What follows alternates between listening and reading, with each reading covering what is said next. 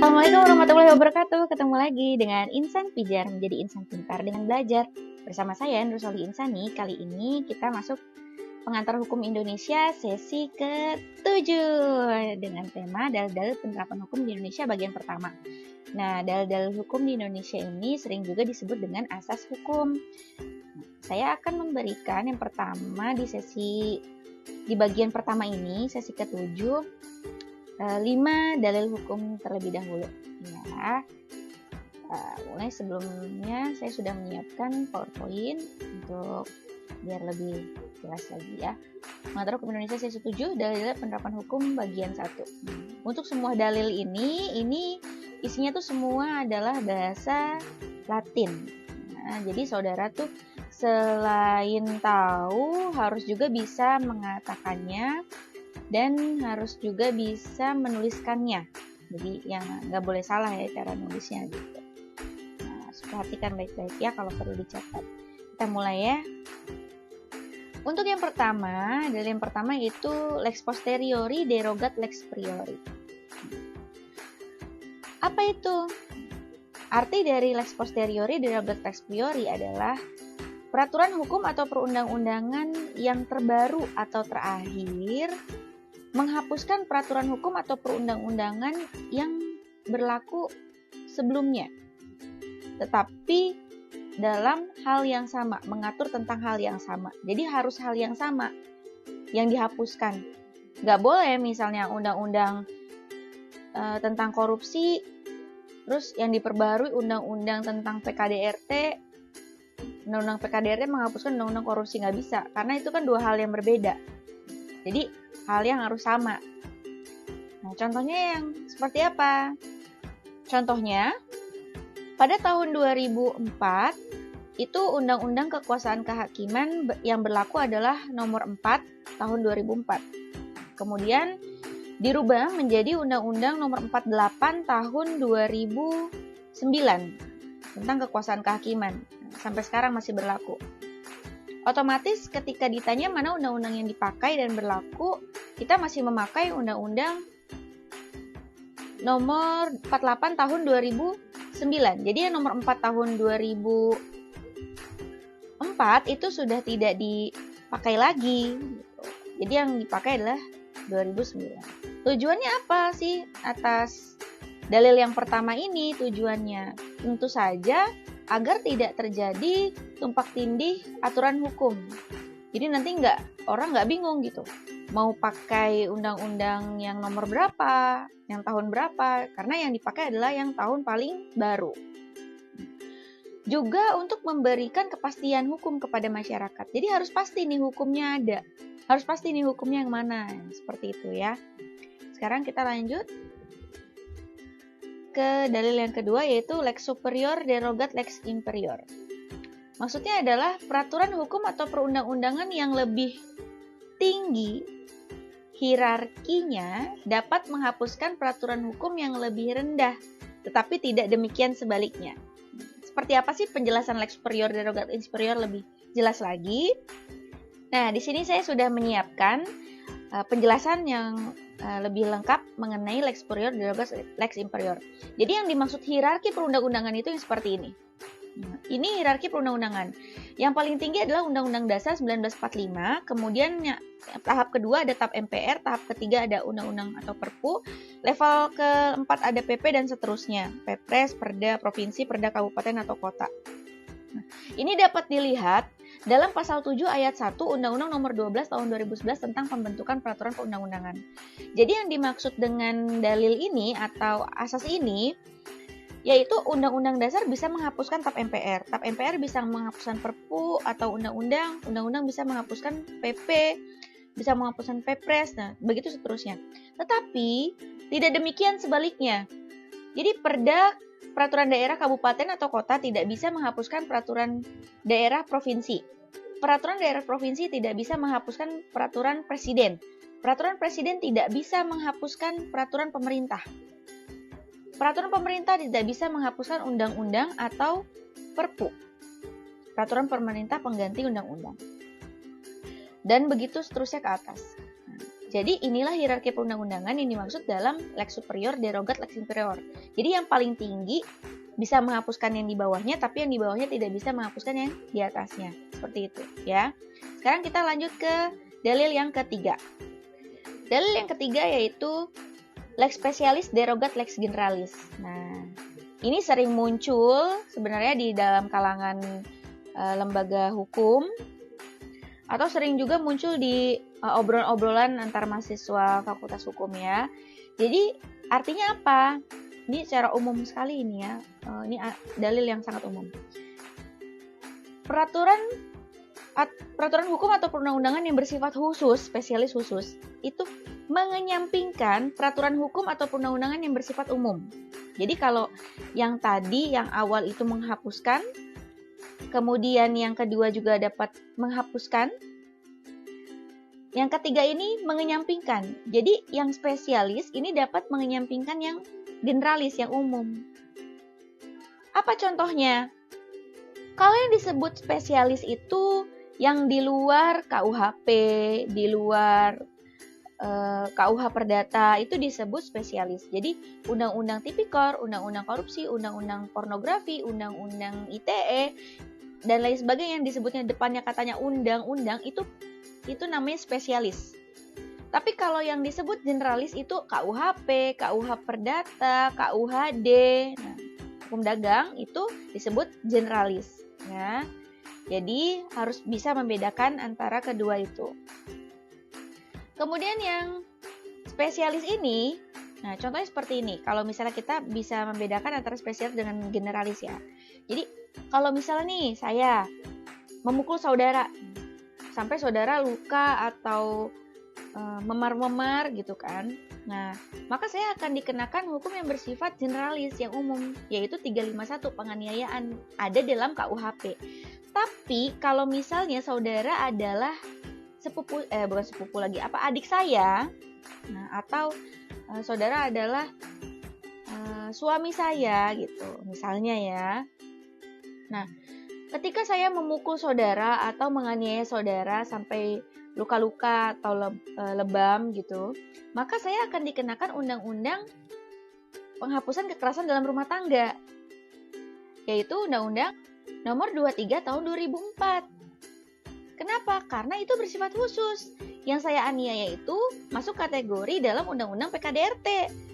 Karena yang dimaksud dalam Undang-Undang PKDRT, lingkup rumah tangga itu adalah suami atau istri, suami istri, anak, orang tua yang menetap tinggal di rumah tersebut, atau anak angkat dan lain sebagainya, anak susuan gitu ya.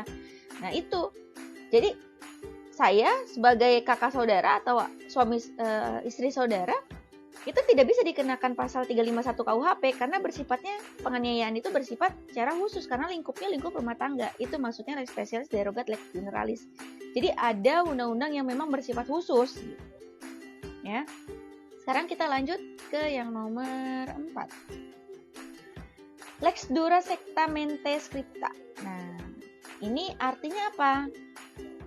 Lex dura sectamente scripta berarti peraturan hukum atau perundang-undangan itu keras atau bahkan mungkin juga terkesan kejam. Tetapi apa boleh buat, sudah ditetapkan demikian. Nah, contohnya seperti apa? Contohnya seperti ini.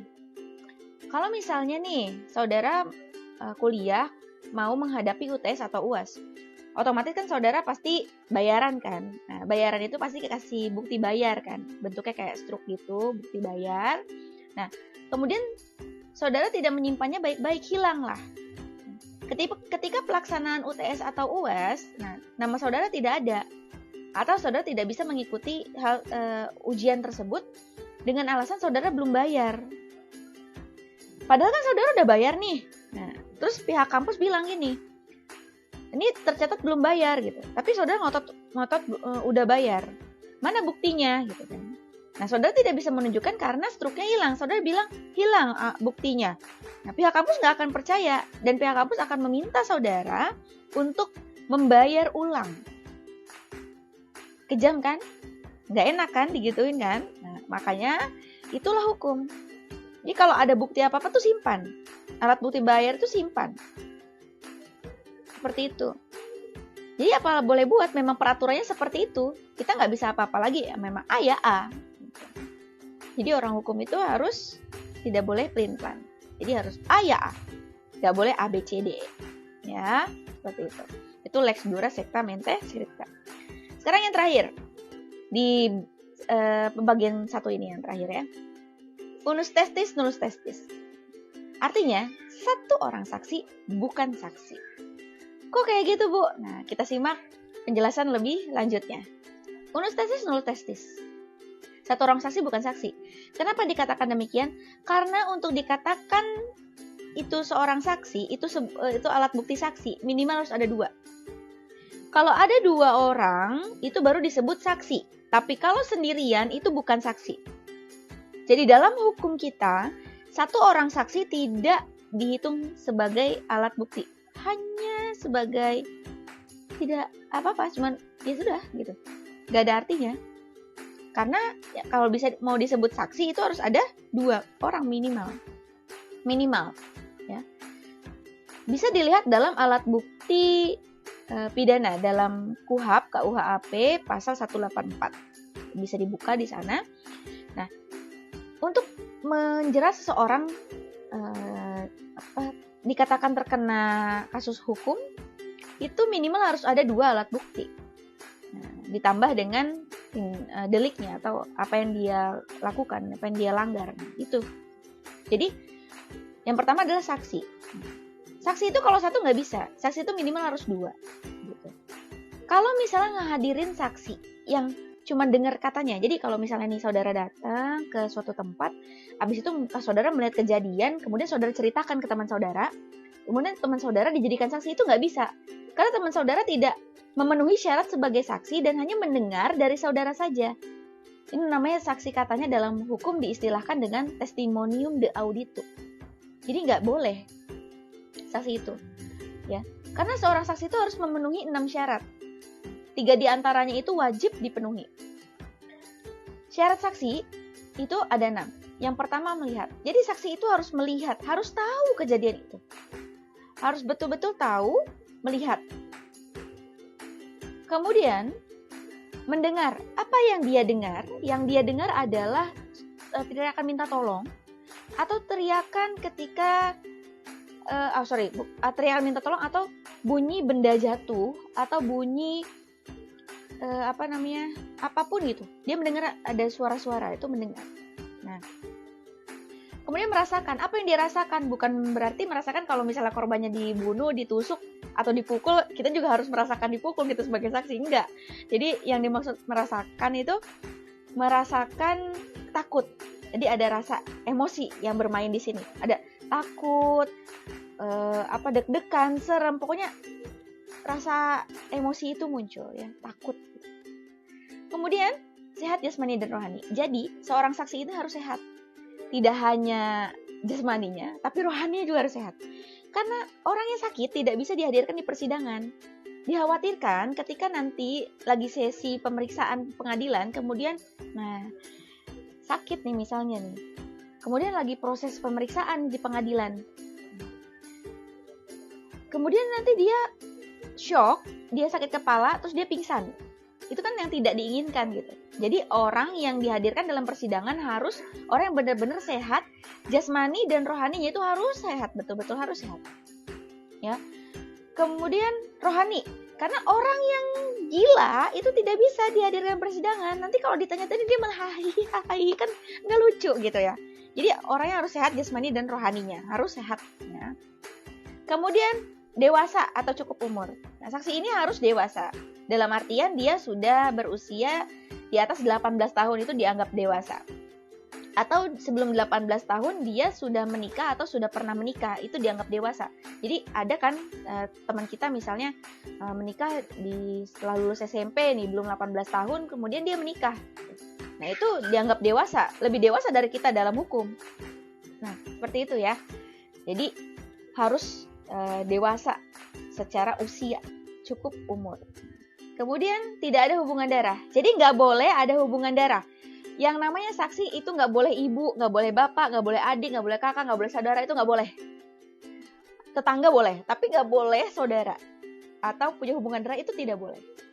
Nah, terus pertanyaannya muncul kan, Bu, bagaimana kalau misalnya kejadian itu terjadi dalam lingkup rumah tangga, di mana kan nggak ada orang lain, adanya keluarga aja, adanya cuman orang tua, ada cuman saudara, adik, dan lain sebagainya, gimana dong?